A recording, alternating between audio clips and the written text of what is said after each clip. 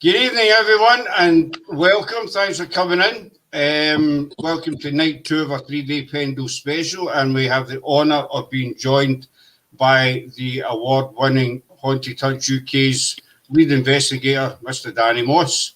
Good evening, Danny. Hi guys, you okay? Thank you very much for having me on again, and hello to everybody in the chat who's joining tonight. Really looking forward to this. It's really good to have you back, Danny. And first of all, congratulations on the Silver Award. Thank you so much. Yeah, it's a really tough year for everybody, and a big congratulations to everybody involved in the Paranormal Awards, especially Steve for organising them again. It's a great thing for the paranormal community, and yeah, it topped off a big year for us, and we were delighted to win the Silver Award this year. You pass on our congratulations to the rest of the team. Definitely. Just before we start, just about Simon Entwistle says to pass on his regards and say hello to you. So that's that done. Well, I remember, because I would have forgotten all about it. You know what I mean? So, Pendle Hill, what can I say? Season 3, Pendle Hill, absolutely outstanding. I mean, the other seasons have been great, but I think season 3 blew the other two and the tour special right out of the water. You know. Oh, thank you. Absolutely amazing.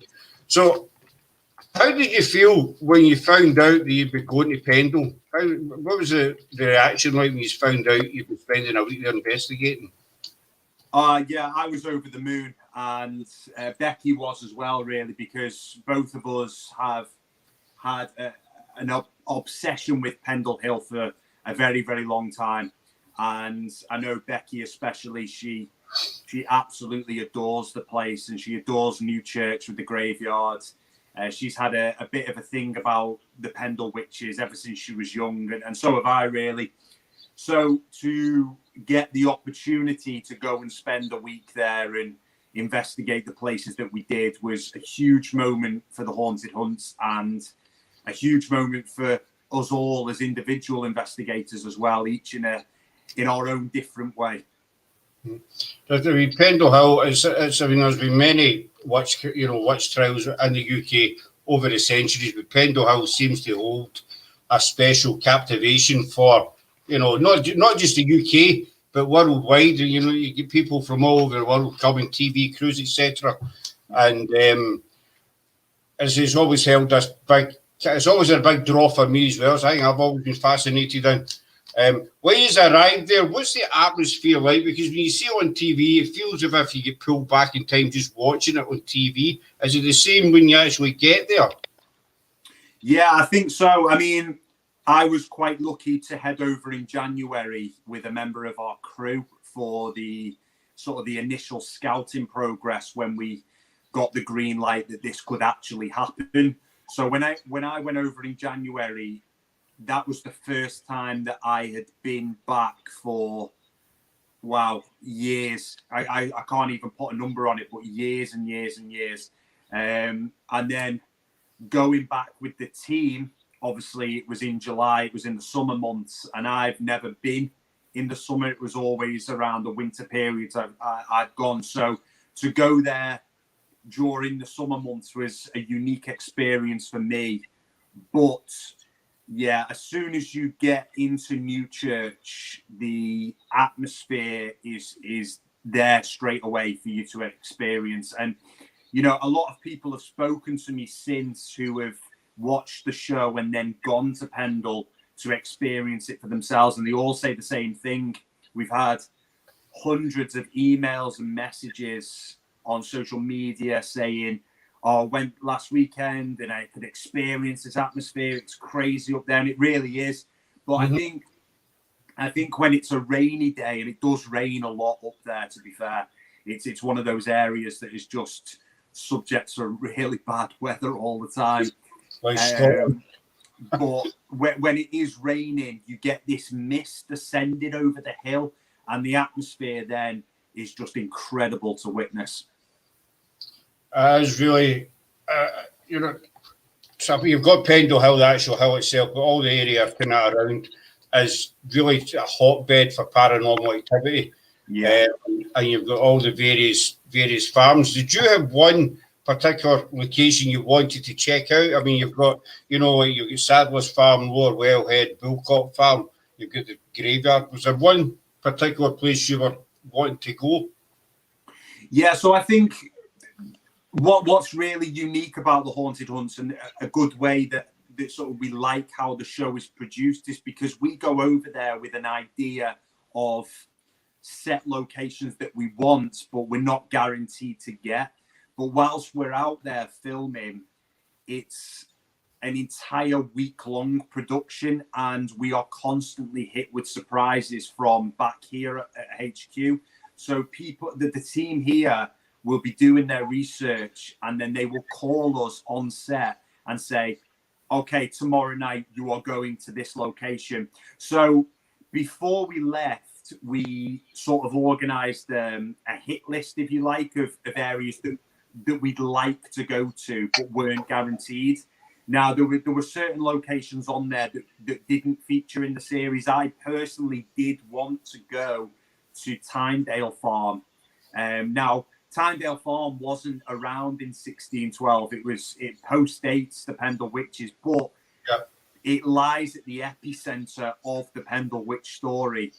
And obviously, with Most Haunted Live being there, I did actually want to go there just to experience it, not having any expectations about any paranormal activity existing within the location, but to just check out that place would have been awesome. And we got to drive past it,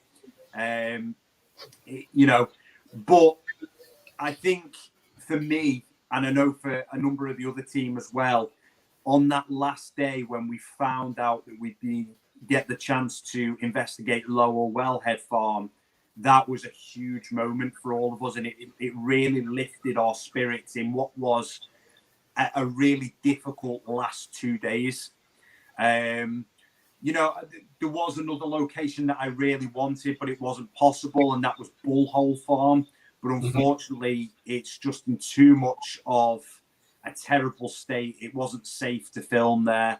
Our HQ did actually speak to the owners there, but we were very, very lucky to get the locations we did.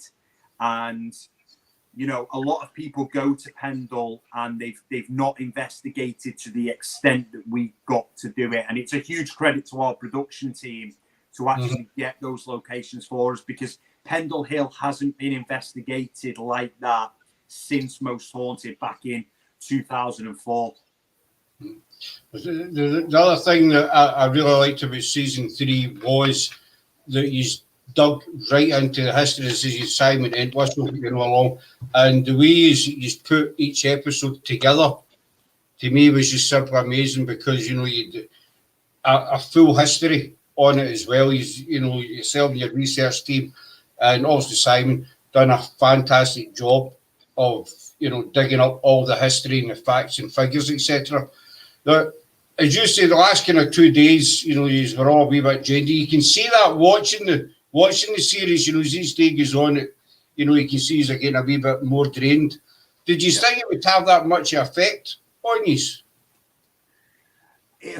I don't think you can ever expect or predict what is going to happen on a week-long investigation. Like with Chester in series 2, it was very testing, but not anywhere near like season 3. It was more testing for the tiredness aspect in series 2, and we were just knackered by the end of it. But nothing really draining happened in that week. It was just fantastic evidence and fantastic historic locations. It was always a possibility that the atmosphere of Pendle Hill could have an effect on us, and that is why during the planning process of series 3, it was decided that we do these diary formats, which is what you kind of saw at the beginning, at the end of each episode, where the team would have their individual camera diaries. That again was a really unique point to this series, and something that we really enjoyed doing, but it was important to do because none of us knew what each other had said. It was only a member of our crew that had access to the memory cards of the camera, so could view the footage back. So it was the week after we got back from Pendle that we actually got to see what each other were feeling and sensing and saying about each other while we were all in our individual hotel rooms. But yeah, sort of the last 2 days were a real test for us after Sadler's Farm, and especially me. But, you know, Roxanne started to feel quite drained as well. Charlie, at the very end, had a peculiar moment at Lower Wellhead Farm. It was just an amazing but also quite terrifying experience, really, in those last 2 days. Yeah, it was really, even just watching it on TV, it was quite, you know, intense, because as the way he's done it, I felt you pulled the audience in if they were with you, you know, in a particular occasion. As you said about being affected, Sadler's Farm, you get quite a good few EVPs there. Yeah. With a woman who I think was maybe Elizabeth Demdike, and the young, I think it was a young girl, possibly Alice. What was the atmosphere like in there? Because I think, you know, to me it seemed quite heavy. It seemed very, very active, because you did get a lot of responses. Yeah, so Sadler's Farm was a huge surprise for us. We didn't expect to be doing that location when we arrived, and it was during day 3 when we were actually at the barn in episode 2 that we received a call about Sadler's Farm and that this was one of the possible sites of Malkin Tower. And then when we eventually arrived there, I think it was the 5th day, because we had a day at the beginning where there was no investigation. So it's quite confusing to think of how it was put into the series. But yeah, day 5, which was episode 4, we arrived there and Charlie and Rox were actually back at the hotel going through the footage from Newchurch the night before. And immediately walking into the location, Beck, Emma and I all just looked at each other and were like, oh my God, this place is thick. It's like really, you could feel it. Mm-hmm. And the owners of the location really wanted our help, because they had no idea that we were filming the show. And they just thought we were investigating Pendle as professional paranormal investigators. So they actually asked us to get answers for them, which was really quite shocking, because we didn't expect to be doing that at the start of the series.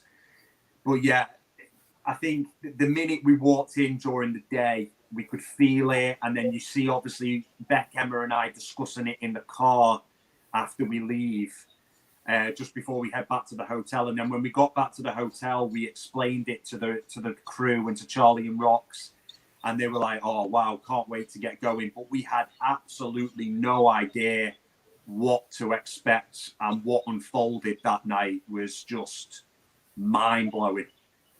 It was really, really intense. I know you had a particular experience, and you to go outside after it. I know you said on camera you kind of lost time about 10 seconds. Yeah. I have no idea what happened, or did you just start to feel kind of depressed? Or it's really hard to really remember exactly what happened. I just remember within half an hour of the investigation starting, it just erupted into one of the biggest waves of paranormal activity I've experienced. And that end session, when we were all in the lounge, and obviously what came through the portal, we could hear on the chair by the kitchen area, something was moving by the chair, and we could all hear it, but there was so much going on. We couldn't direct it at certain things, because it was just erupting. There was so much going on. I could speak about it now, and it still baffles me to this day, putting myself back in that position of what happened. But I just remember the atmosphere had got so thick in there, and I suddenly started to feel like I was on a boat, like I was swaying back and forth. And within 30 seconds, I lost all consciousness, all time, completely blacked out. And as I come out of it, I was actually in the front door crying my eyes out, which I had no idea why that was happening. I was begging Becky and Alice, another member of our crew, to not let me back in that house. Something had happened, and my psychological point had just completely taken me out of the situation, and I just didn't want to go back in at all. You just didn't want to. Just I've got a couple of questions from the chat for you first, and then I'll get back to Sadler's Farm if that's okay. Do you ever come across a bad spirit haunting there? If so, what and how did you catch it on EVP? Yeah, so I don't think I could really label anything bad over there, because I don't really believe that all of the accused were actually guilty of what Thomas Potts and what the courts accused them of. So I don't think there is a negativity there. I just think it is a very, very powerful place, and whatever it is that does haunt certain areas of Pendle, whether it is the witches, the accused, I can't really say that, because, you know, we did find fantastic evidence, but we can't say 100% that was the accused that we were making contact with. What I can say is that whatever we dealt with in Sadler's Farm was so powerful, and the whole house became extremely oppressive. And I've never really experienced such a powerful wave of paranormal activity before, for it to affect not only myself, but it was affecting members of our crew as well. And Alice and Nick, who you don't really see much of in the series, they do all the sort of behind the scenes running and camera work and stuff like that.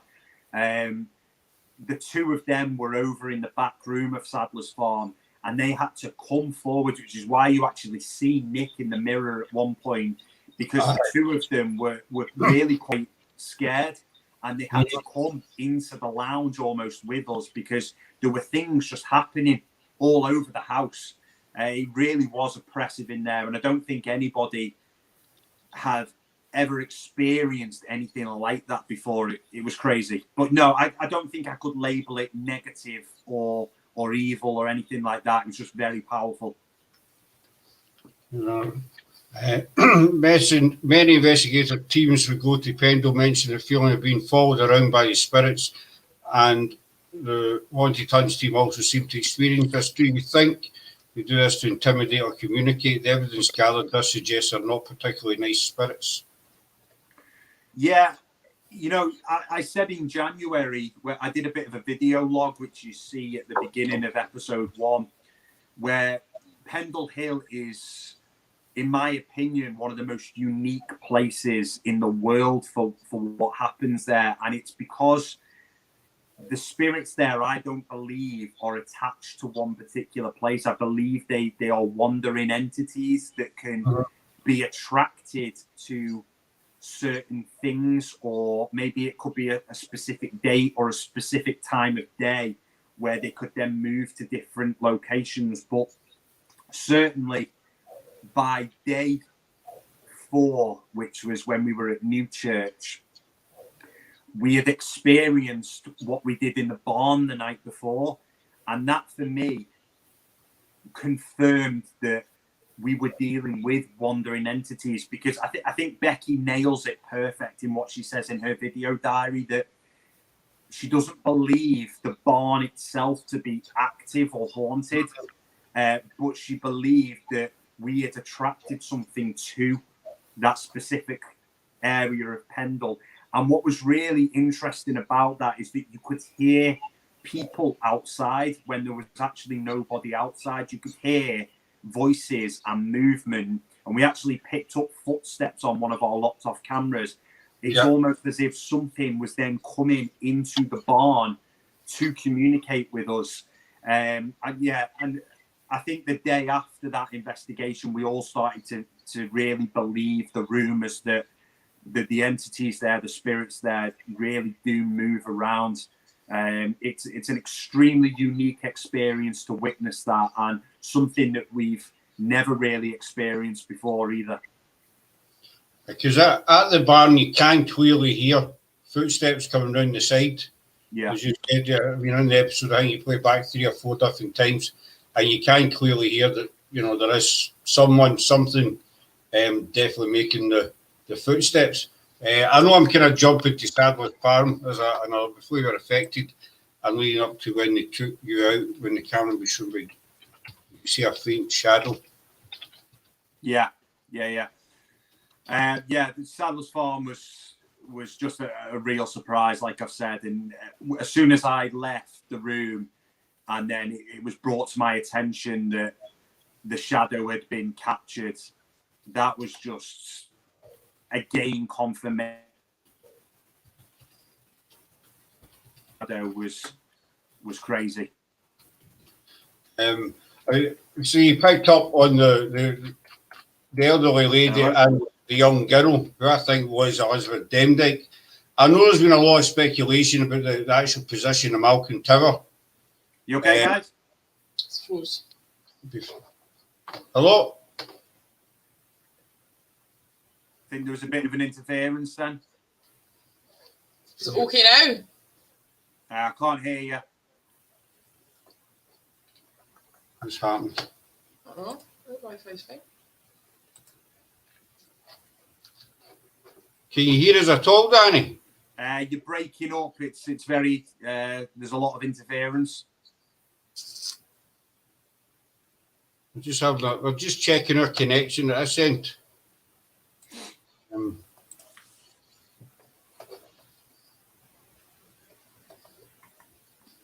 Sorry, Miss Danny. Everybody watching, bear with us a wee second. This hasn't happened before. It's the Pendle witches.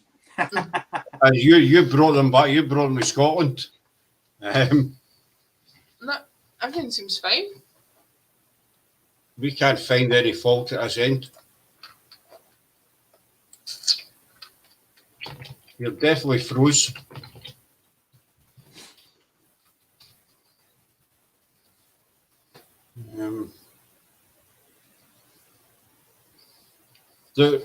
One of the guys that deals with tech, Dan, is saying you need to log out and then log back in. Do you want me to leave and come back in? Yeah. I can hear you. You're back. You're back. You're back.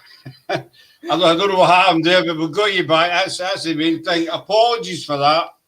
It's that's a new one. That's never happened to us before. We got you back, so that's the main thing. As I said, Sadler's Farm, Elizabeth Demdike. There's been a lot of speculation as to where Malcolm Tower is, and I know a lot of things point to it being at Sadler's Farm. Do you think maybe that was the reason why it was so active? One of the reasons why it was so active, because that's maybe where Malcolm Tower was. Yeah, there's a lot of speculation, and there's no actual archaeological evidence where Malcolm Tower once stood, and there is a lot of speculation of the exact spot. Now, I know Simon was pretty convinced that it was where the uncovered cottage was discovered. And to be honest, I kind of believed him at the beginning as well. And it's not to say he was wrong in that or we were right or anything like that. But our research team just suddenly came to us and said that they believed Sadler's Farm was the exact spot, really. And next to Sadler's Farm, there's a place called the Shekinah Christian Center. I think I might not have pronounced that correctly. I can't really remember. But that whole area was believed to be where Malcolm Tower stood. Now, I can't say 100% that Malcolm Tower lay on that spot. I can't do that because it would be wrong of me, because I don't have the factual evidence to back that up. Mm-hmm.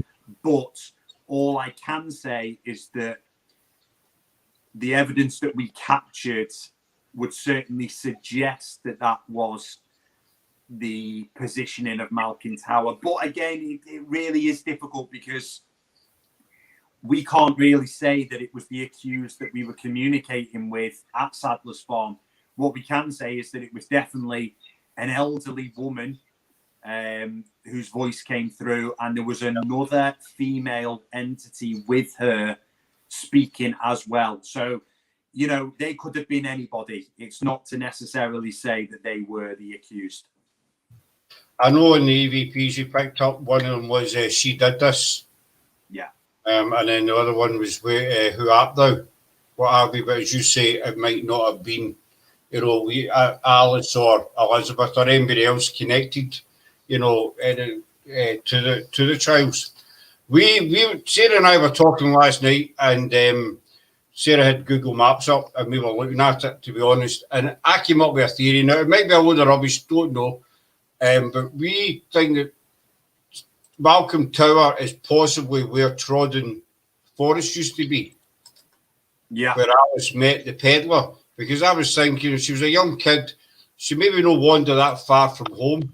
So, you know, it was just a theory I had. I know there's hundreds of theories out there, and people have been searching for it for years and years. But that was just a kind of theory I came up with because she was a kid. And she was out, you know, for a wander. It could be in that kind of area. But I suppose it's one of these things we might never find out, you know, exactly where. Yeah, it's really difficult because, you know, I know there was an archaeological dig at Malkin Tower Farm, and many people think that was the spec of Malkin Tower because of the name, but that's just simply the name of the farm, really.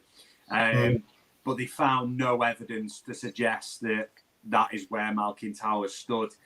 You know, it's difficult to pinpoint, and that particular area around Pendle Hill, it was definitely the hot spot, the epicenter, if you like, because, you know, as we looked at it on the map, you've got Sadler's Farm to the north, and then to the south you've got Tynedale Farm, and then in the middle you've got the likes of Bullhole Farm and Lower Wellhead Farm, and then just to the north of Sadler's as well, you've got what we deem to be the Forest of Pendle.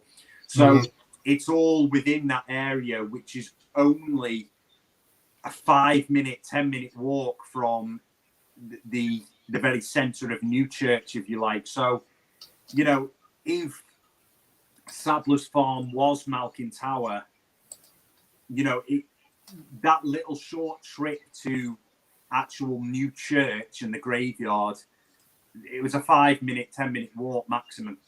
Yeah. The basement that you did, all I know is number 17, I think it was, you named it. What was the atmosphere like in there? Because I think you picked up on a male kind of spirit there. Yeah, that was a weird one,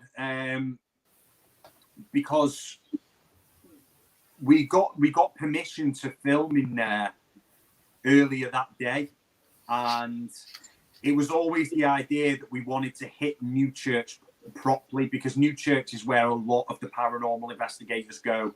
They all seem to head for the graveyard for some reason, which, you know, really we didn't get a lot of hits from the graveyard. The girls did hear a strange moaning sound, which we couldn't debunk, but everything else really, it just seemed very, very quiet in there.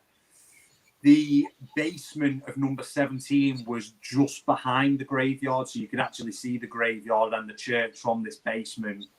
And, you know, when we got news that there's 2 modern-day witches coming to work with us that night, for me and Charlie, that was a huge shock. It was just like, wow, anything could happen here. And for the first sort of half an hour, 20 minutes, you know, nothing really happened. But then the atmosphere dropped significantly, but it seemed to come from outside and make its way in. And then again, we seemed to just pick up on this strange wave of paranormal activity for 5-10 minutes, and then it just evaporated. With the Newchurch graveyard, I know there's a lot of rumours, you know, that she is buried there, she's not buried there. Do you think Alice Nutter is actually buried there? No, I don't. Obviously the Nutter family grave is there, but I don't think Alice was there at all, because evidence tells us that the witches' bodies were actually burned. Now, there's a lot of speculation on this, but our research team are convinced that the bodies were burnt after the hanging. So I have to trust what they're saying, and what my own research tells me as well. So no, I don't believe that Alice Nutter is buried in New Church Graveyard. So I know back then money was a big thing back then. I know one theory is that Alice's husband paid, individuals to have her body brought back to New Church to be buried there. But then there's also the other thing that because she was convicted and executed as a witch, she wouldn't have been allowed to be buried in consecrated ground. Yeah. I feel that Alice Nutter was, the whole thing for all the victims was unfortunate. But I think out of the lot of them, Alice Nutter was maybe the most unfortunate. As I said to Simon last night, basically wrong place, wrong time. Yeah, I think so. And, we got a real in-depth history from Simon, but also our research team also stumbled across the fact that Alice Nutter was, I can't say definitely, but 90% chance of her being completely innocent. I think she was a wealthy woman. She had a lot of land disputes and, she stood up for her rights. And back in those days, women didn't have rights, which, it was male chauvinism to the absolute extreme. And I do really think that she was set up because of what happened with Roger Knoll and the embarrassment that Roger Knoll had suffered from her really that day in court, that it was the perfect opportunity for him to kill two birds with one stone, if you like. Yeah, because she wasn't originally tied to the Pendle witches originally, I don't think. I think she had a whole different, as you say, the land dispute, and this is what kind of got her involved. And then he saw a way to get rid of her for good. And, obviously back then, as soon as the finger was pointed, you were more or less, condemned. One way or other. John Marison's got a comment for you. The most spine-tingling moment for me was Sadler's Farm, with what sounded like two people plotting against the team. When things like that happen, is there a genuine concern? Yeah, it was just absolutely crazy, John. We didn't really know what was said at first because the white noise is so strong. I know you hear it on camera, but when you're actually there, it vibrates the room almost. And as soon as I switched to 17th century dialect was what triggered the response, if you like. And, Charlie thought one of the responses said she did this or something like this. But then when we were actually able to listen back to the digital voice recorder, which was recording the session, and we heard those responses, it was an incredible moment. Yeah, and there was concern, but that's a piece of evidence that I've never, ever experienced in my life. The fact that two spirits were talking to each other and, like John said there, plotting against the team to have us removed. I don't even think they were aware what we were calling out, if you like. I just think they were aware that we were present and we captured their residual conversation to each other. It was an amazing moment, and a moment that will stay with us, I think, for the rest of our careers. There's another question for you, Danny. Yeah, definitely.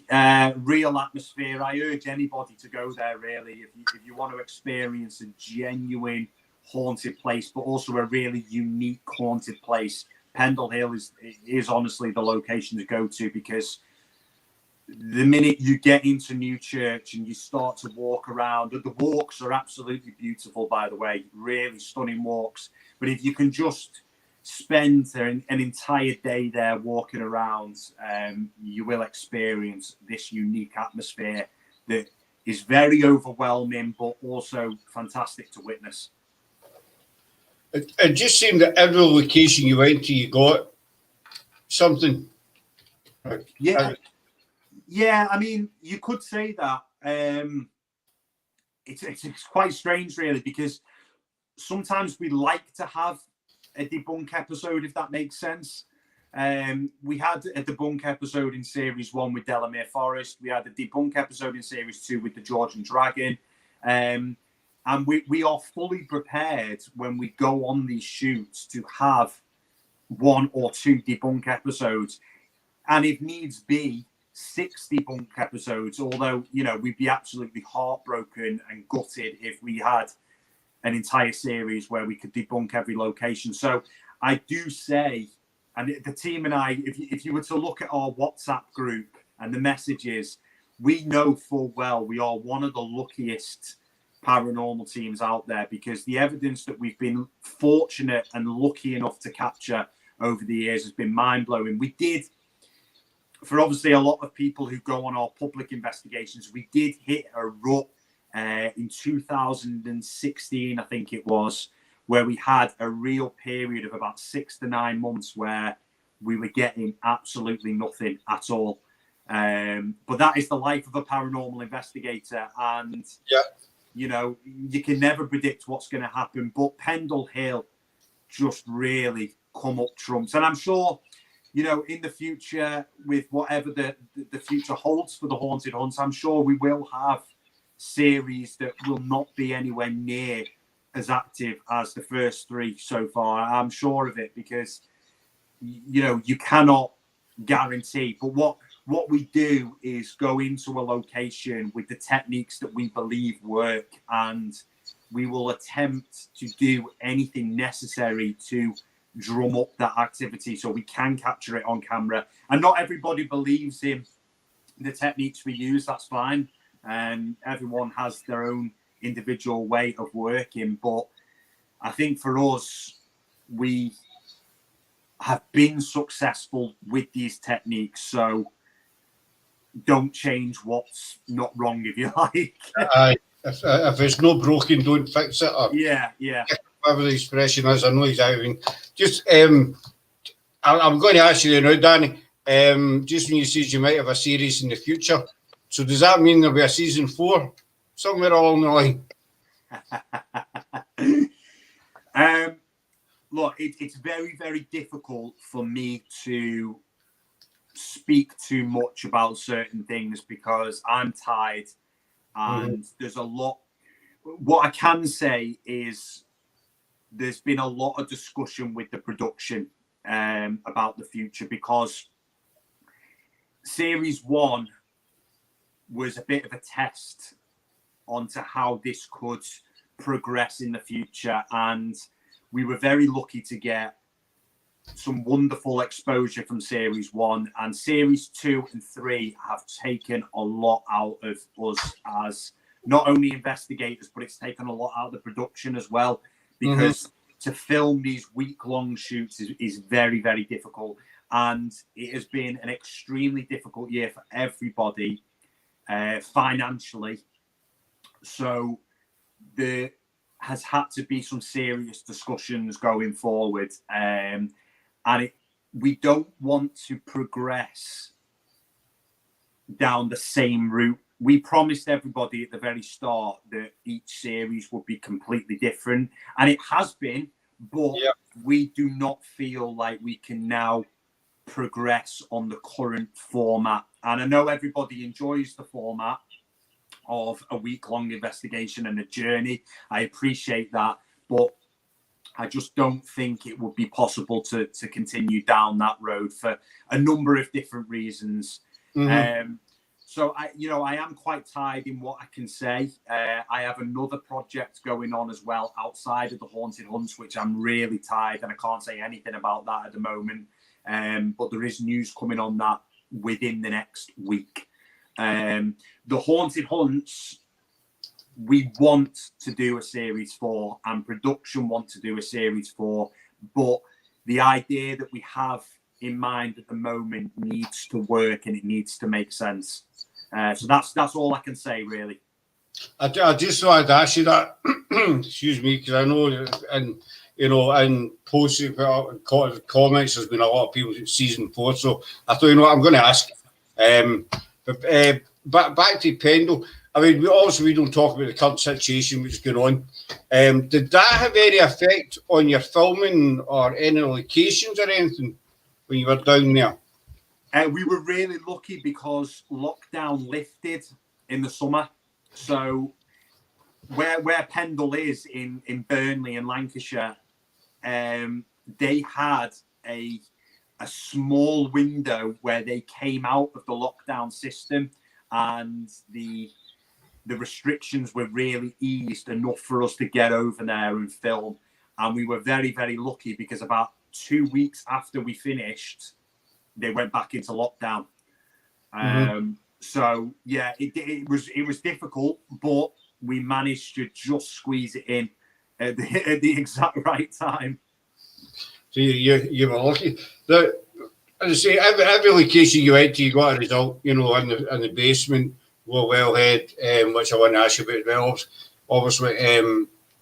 But when you were filming, did you feel any kind of atmosphere around you, or did any other members of the team or the crew feel, maybe any prejudices around them during the actual filming or off camera during breaks, whatever? Oh, just in the whole series or in episode 3? No, just in general. Yeah. I think so. Alice, one of our other crew members, she had to go and have a lie down for pretty much 4 or 5 hours on one of the days. I can't actually remember which day it was, but she felt awful. But she also has quite a rational mindset, so she didn't put it down to anything paranormal. But again, it's a clear example of what the production team have to go through with us. So it's not just us on screen; it's those guys as well who are spending this amount of time with us. So the tiredness and the energy that they have to put in with us is ridiculous. So it affects them too. I certainly remember, especially in Sadler's Farm and also in Lower Wellhead Farm, there was things happening off camera on a number of occasions. Lower Wellhead Farm was particularly interesting because at one point we did include it in the final cut, but we didn't actually include the full scene. We were doing an experiment, all sat round the dining room table with our phone on the table, and we had another phone upstairs to see if we could pick up any interference that way and any voices while we had the locked off cameras upstairs. And I saw somebody outside the conservatory walking around, and Emma saw the same thing as me. And again, that's another example, I think, of these wandering entities, because we went to debunk it and there was nobody there. So, but we were 100%, we saw this shadow figure moving outside of the location. So incredible stuff. But yeah, the amount of stuff that does occur off camera is so interesting. The Lower Wellhead Farm, you kept us all in suspense the last episode. Yeah. Because you kept saying you had, there was something that I wanted to see, and so I imagine everybody watching would have been kind of on the edge of their seat, thinking, are you going to hurry up and show us it, basically. And when you did, I was blown away when I seen it. I don't know if anybody else in the chat has seen it. If you've not seen it, folks, definitely watch season 3. You'll be blown out of the water. But when I seen that capture, I kept putting it back and putting it back and putting it back, just watching it. How did you feel when you realised you got that? Unbelievable. I was almost in tears because the day later we actually left Pendle, so Charlie and Rox didn't get a chance to go through the locked off camera footage, which is kind of their job while we're there. So it was when we got home and we got chance to actually review the locked off camera footage from Lower Wellhead Farm, which, to be honest with you, we didn't think we were going to get anything, because we also got the dogs sniffing, which was kind of captured at the same time. But when I saw that, I was screaming my head off. I was close to tears. I rang the team immediately, and I must have watched that back now over 300 times. And it's just, for me, it's the holy grail of captures. And I can't express enough how lucky we are to have captured that. But I've been working for 6-7 years to capture something like that. So it's taken me 6-7 years to get that type of evidence, which I don't believe I'll ever capture again, to be honest with you. Or it could take another 6-7 years to capture something like that again. It was just one of those moments that is very possibly a once-in-a-lifetime capture. I mean, there's very little freaks me out, Sarah will tell you, you know, but when I seen that, I wasn't so much as freaked out. I got a cold tingle. Yeah. When I watched it, obviously it's quite obviously a woman, looks with some kind of long dress, long gown thing on. Yeah. You know, Scott, to be honest with you, when I saw it, my first thought in my head was is what's called ghosting. Now, sometimes on our locked off cameras, if the wire is loose or there's a poor connection, we get this thing that I call ghosting, which you get these like shadows moving across the screen like that. Now, we had it in Tatton at Halloween because we left the CCTV system up there. And on one of the cameras in the chamber, we got this ghosting. And it's because the wire's loose. But what did it for me is the movement at the bottom of the apparition. Mm-hmm. You can clearly see the footstep-like motion. And usually when you get this ghosting effect, it's like a black waves across the screen. So my immediate thought was, how can I debunk this? But then as I watched it, you can clearly see the dress or the cloak or whatever it is moving at the bottom, and this footstep-like motion. And to me, I don't know how anybody could debunk that, because if we can't debunk it, I don't know anybody else that can debunk it, because we are really hard on ourselves. There's been things that people haven't seen on the 3 series that we could put in there and people will say that's paranormal, but we've debunked it ourselves, so we don't need to put it in there. But this for me is just, it's not able to debunk it. It's the holy grail. I totally agree with you, Danny. I don't think I'd like to see somebody try to debunk it, because I don't think they'd have, much luck. And I know I'll be binge watching Danny's channel this weekend. There you go. Thank you so much. Seriously, folks, if you've not watched the Haunted Hunts UK, give a watch. It's on Amazon Prime, and they're also on YouTube. They've got Facebook page as well. Give them a look, because they are undoubtedly #1 team in the UK. And I'm not just saying this because Danny's here. I say it all along. But that's what attracted me to your team, that your first shows. When I first started watching season 1, and then you were in Delamere Forest, and you practically got nothing, and you stood there and says, "We've got nothing." Yeah. At the end of the day, people, it's really difficult for TV shows at the minute in the paranormal, because there is a real sort of negative, I call it beef almost, going on between some of the paranormal community and TV shows, because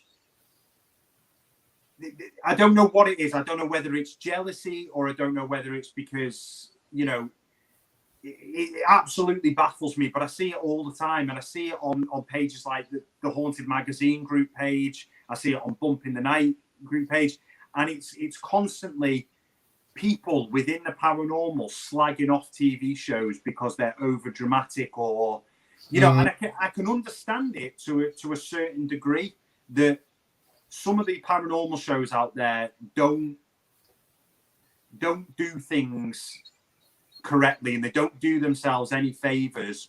But if you were taught to any of these people that are slagging these shows off and say, here you go, here's your moment, you can have 2 episodes on Ghost Adventures or Destination Fear or even Most Haunted if you want, I could guarantee you now, not one of them would turn that down, because everybody wants to do what they love doing and progress it further. And some of the stuff I'm seeing really winds me up at the moment, because all I see is, instead of supporting these TV shows, people are just slagging them off, but they're still watching at the end of the day, so they can't be that bad. It's a really difficult job as somebody who's lucky enough to work in the TV industry for paranormal. This is not something I'm doing because I want to be on TV. Believe me, that's not the case. But I've been involved in television since I was 15 years of age. Oh, you've got a long career.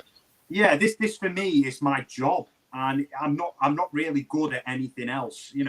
I can't work in an office. I'm no good at maths. So for me, this is my job, and it really does get me down when I see people on social media ripping into shows when they have got no idea how much work and how much effort it takes to actually make a television show. And I can say a number of things about Most Haunted on here, which I think everybody knows. They've done themselves no favors, and I'm fine with that. If people want to call them fake, that's fine. I'm not going to argue with them, because I'm of the same opinion. But people like Dakota Layden in America, who's doing Destination Fear, that lad has done fantastic work, and he's done an amazing job with what he's doing over there, and all the best to him. But then you see people slagging him off. Why? Why are they doing that? It's baffling for me. It really is. There's John Massey. I have a question for my mum. She's staying with me at the moment. We binge watch all the seasons together. She asked, do you get the shivers just before something happens?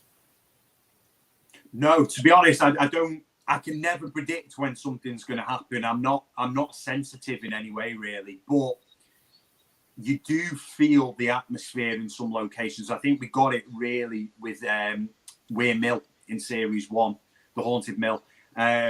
We really felt like something was going to happen, and then it did. So I don't know about the shivers or being sensitive or anything like that, but certainly you can feel the atmosphere begin to reach a point where it could pop off. Just to get back to what you were saying about people ripping into paranormal shows, I know exactly what you mean.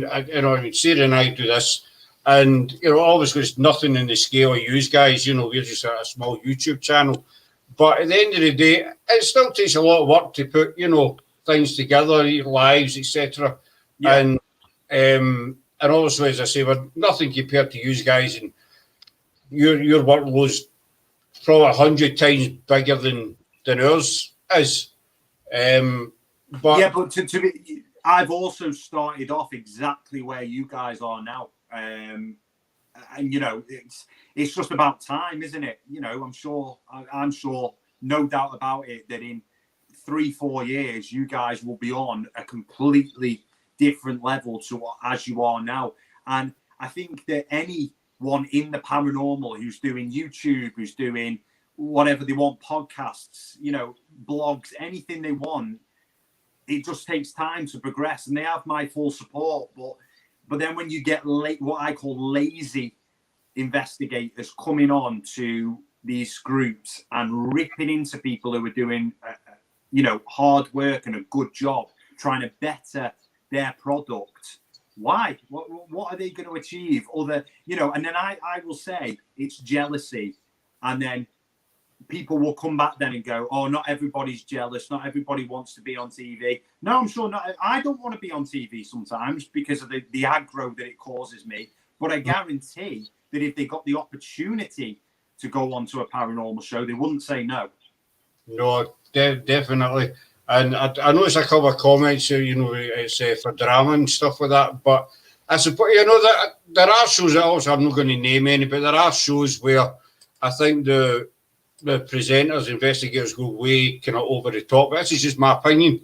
Yeah. But I feel part of, we go back to Sadler's Farm, if that's all right. Yeah. I think at times the adrenaline takes over as well. Because as you say, Sadler's Farm was kind of quiet to start with, and then it just kind of went woof, Yeah. And your adrenaline kicks in, and I noticed Charlie and Roxy, calm down, be quiet. And you can see they're all getting kind of pumped up. And yourself, you saw something, you were over in the back corner. I think maybe a kitchen or something was next to you, saw something in there. Yeah. And you can see that you're kind of pumped up. Some people might say, oh, he's just doing it for dramatics. But no, to me, the adrenaline takes over. You know. I sometimes watch it back in the edit. And I think, what the hell am I doing there? But to be honest with you, it's a genuine moment.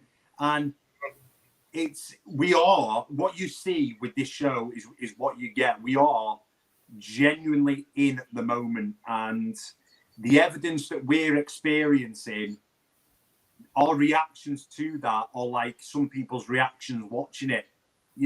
I've known people watch the apparition in the last episode at Lower Wellhead Farm. Holy shit! And that was my reaction when I saw it. So it's whatever we experience, we want the viewers to go through that with us, if that makes sense. No, it does, and it totally worked in season 3 all the way through it, especially. So I know I keep talking Sadler's Farm, but I was kind of blown away by that, that episode.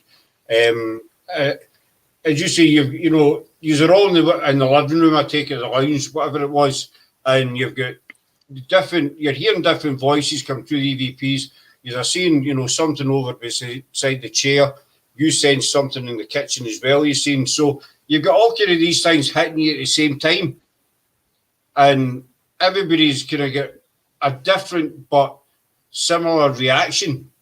Yeah, so they're all surprised, but they react in different ways. So I think people that slag, these shows off, they need to be in that position before they can turn around and give an opinion.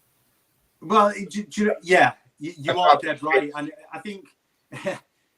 I'll be a bit naughty when I say this, and it's not me being, egotistical or anything like that. But if some of these investigators that do rip into paranormal shows, if they were to actually capture evidence like that, then I'm sure their reaction would be the same.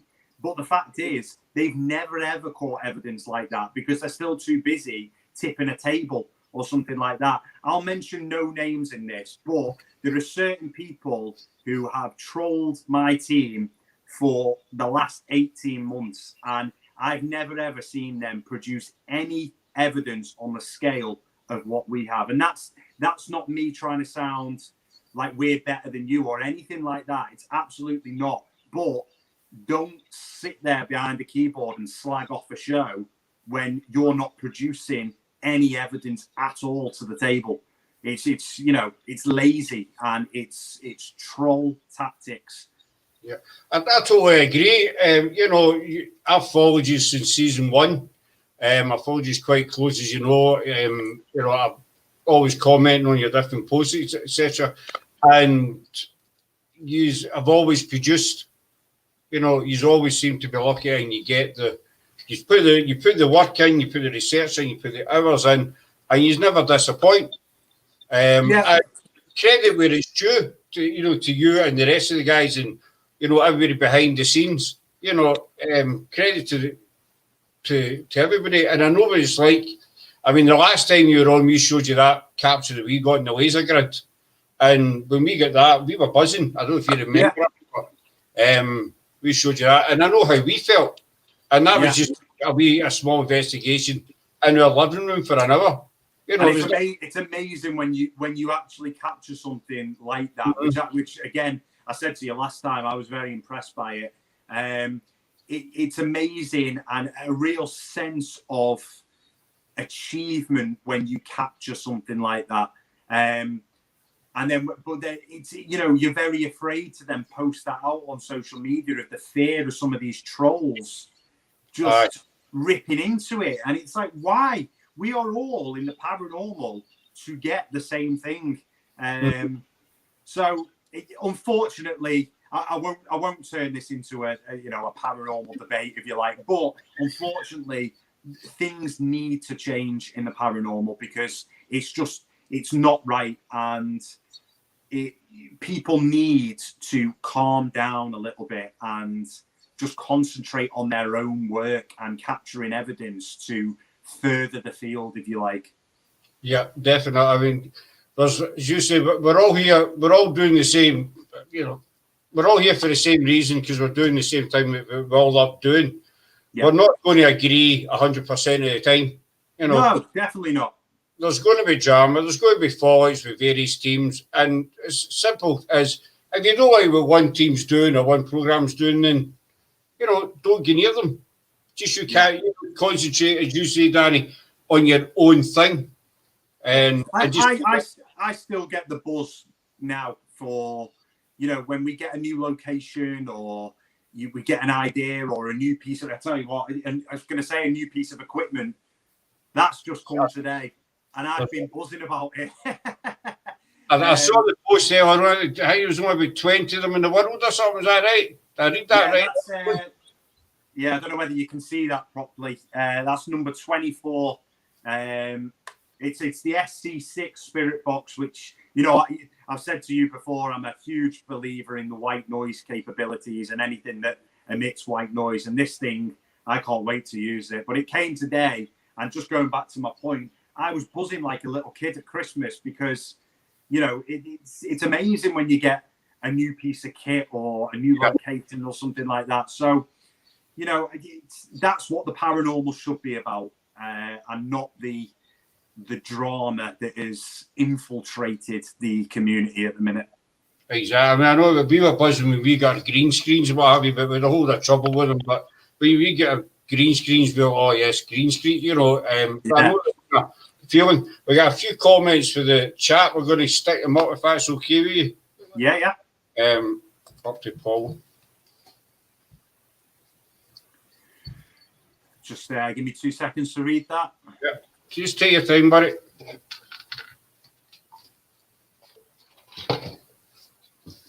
Yeah, Paul, absolutely, 100%. Again, it's a real shame that it happens, but unfortunately it does. But I think sometimes you need to look at the people who are doing this, and it's either because they're jealous of what you're doing, which is probably the main reason, or they're very unhappy with their own lives. Believe me, I have been a huge victim to trolling, just for simply putting my face on a screen. And I'm very lucky in my job. I'm a very, very lucky person, and I don't take it for granted at all. But when you start getting private messages telling you to hang yourself and stuff like that, it's disgusting. It is absolutely vile, but it happens. It's a very strange and bitter industry sometimes. Yeah, we got a few. I need to put this comment up here, Dan. You'll see why in a minute.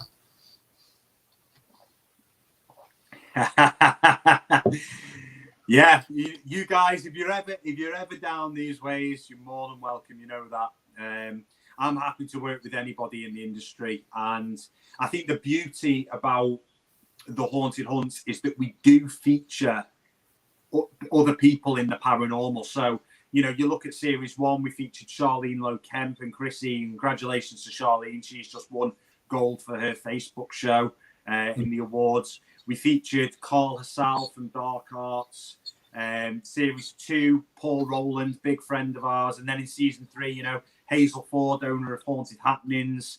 and of course Simon Entwistle as well. So it's something that we wanted to do when we first developed the Haunted Hunts, is involve other people in the paranormal, and we will always continue to do that. So you guys are more than welcome. Cheryl says, would you like to come back to Pendle and maybe visit some of the other locations you've mentioned? To be honest, Cheryl, I would love to go back to Pendle just for a walk because it is so amazing. I think if I ever got the opportunity to go back and investigate, then I would love to do Bullhole Farm and Tyndale Farm. That they would be the two big options that I would like to do. But it's one of those things now, really. We said it as a team because people have said to us plenty since July, would you go back to Pendle? Would you go back to Pendle? And I kind of feel like we're done with it. I kind of feel like we've been there. We got the results that we did. We don't want to go back and sort of kill the sort of positive vibe that we got from it, if that makes sense. Yeah. Well, we're actually heading to Pendle next year. We've got a 3-day visit planned down to Pendle. We're going to meet up with another team. But also, I'm going to take you up on your invitation. I'd be so very silly not to. Do you know what I mean? Yeah, you're back. Sorry, broke up for a second there. I was saying we're going down to Pendle next year. Yeah. We've got a 3-day visit planned down there, but obviously we'll be taking you up on your invitation as well, Danny. Don't worry. Yeah. If we're free, I'll 100% come up and meet you guys there. It's only an hour and a half away from me, so definitely. That'd be amazing. That would be utterly amazing. I know you're a busy man, but I've got one more question for you, and then we'll let you go. After, obviously you were at Pendle for the full week, and everybody in the team experienced, different emotions, feelings. Excuse me. After you wrapped everything up and went home, how long did it take you all to kind of come down after, to get back to kind of normality? Wow. I think it was 2 days for me because I headed home with Alice and I immediately got stuck into a takeaway, to be honest with you. I had to sleep, and I slept for about, I think it was about 10 hours straight. I just slept straight through. And the next day, I really started to go on a health kick and exercise because, I'm quite a fitness fanatic as it is, and I have a very healthy lifestyle. But when you're away on location for a week, all you're eating is things like pizzas and stuff like that. And it really takes its toll on me. So I was a bit ill then for a couple of days. I really felt like I had a cold and stuff. But yeah, sort of 2 days after I got back with the production team and started to take a look in the edit. And that's when I recovered, really. And as I say, it did take its toll on because you notice when you first arrived there, you all look fresh and ready to go. And then by, I think it was about day 4, you gave the team a day off. I think sometimes you just have to improvise, and that's kind of what, when you asked me before about the future of the Haunted Hunts, and I said about the formats of series 2 and 3, those formats are very much based around improvisation because you just don't know what's going to happen. And I felt like after Sadler's Farm, everything was getting a bit too deep, and certainly I was ready to call it quits. A couple of the crew were really freaked out. So I give the team the day off then to sort of, but I kind of went on a weird one on that day because I went off into the forest on my own, which was a stupid idea. You never ever should do that, really, because anything could have happened to me. I could have had a car accident. I could have tripped and broke my leg or something like that. Really not thinking rationally at all. and I started to take it out on the team when I got back to the hotel. I was getting really like quite nasty, and my mood was horrible, really nasty mood. So yeah, again, that's another thing that just completely takes its toll on you. What was really amazing to see as well was when we got back from Pendle, the whole team had the blues, like we'd just been on holiday. Really depressed because we went from such a high, even though we had difficult experiences the whole week. You'll have seen it if you've watched the behind the scenes episode. We went from a really high sort of energy, and we had an amazing time. To get back, it did take us all a couple of days. We were all texting each other saying, "Miss you guys," and all that. So it's crazy. But he's at a very close team. You can see that, you know, in all your episodes. I dare say he's bang heads every now and again, you know, over whatever. But on the whole, you can see that he's at a close team. He's worked really well together, and you kind of know what everybody's thinking. Yeah, 100%. You know, we do bang heads on a lot of occasions. You know, we have disagreements on things, we have heated debates, and that is a really healthy thing, because if you don't have that, then you can't progress further as a team. But we all know how each other is going to work. We know what each other's strengths and weaknesses are, and how we go about things in our own unique ways, and we all work differently, and that's what's great. And what's also great now is there's not just us five. There's Alice and Nick as well, who are really stepping in on the production side of things. And this idea that we've had for a possible series 4 really includes those guys as well, because, you know, we want you as viewers to really welcome them on board, because the work that they do off cameras is phenomenal. Alice comes on all the recce's. She does all the sort of planning with us. Nick is an electrical engineer. He's actually designed equipment for us and has a huge input into the series as well. So those two are really going to start becoming a key member of the series going forward if you know, things progress. And we've got the other guys as well who are huge members of the public investigation side of things and the events company. Tracy Thomas, Gareth Cole, Katie Hughes. They're all huge members of the company, and without those guys and everyone else involved, this couldn't evolve any further. It's not about me. It's not about Charlie Rocks, Emma and Beck. It's about the guys behind the scenes just as much. Exactly. I think you know, not offensive to the public, but a lot of the public tend to forget that. They seem to concentrate on, you know, who's in front of the camera and what's going on, and they forget there's a load of people behind the camera, you know, sorting out things for locations, even down to, you know, catering, you know, everything. And you know, I take my hat off to every single one of you, and I think it proves how well you've worked, that you're on your 3rd season, and as I say, your silver award. You know, you don't get it for nothing, you know, and credit where credit's due. But we'll wind it up there. As I say, I know you're very well, John.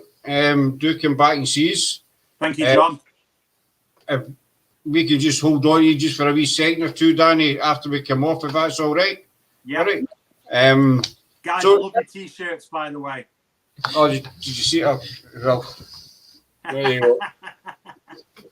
We thought the man's in himself, so we'll go that extra mile and spend, you know, an extra couple of pounds. We're not saying how much it was, but as I say to you, Danny, they will be getting worn. They're not just going to go in a cupboard now. They will be getting worn on lives, you know. And we've got the okay for you, so we're happy, you know. Good man. So thanks very much for coming in, people. And a major thanks to Danny Moss for taking the time to come and chat with us. I hope he's gave you a bigger insight into season 3. If you've not seen it, go and check it out. It's on Amazon Prime, and you won't be disappointed. You'll be blown away by it. Seriously, we'll put all the links in the chat. Give them a wee look up. We're back tomorrow night with Charlotte Underwood, who used to live in Pendle. Charlotte was on a couple of weeks ago. She's come back in tomorrow night. So until then, folks, have a good evening and stay safe wherever you are. Thanks for coming in.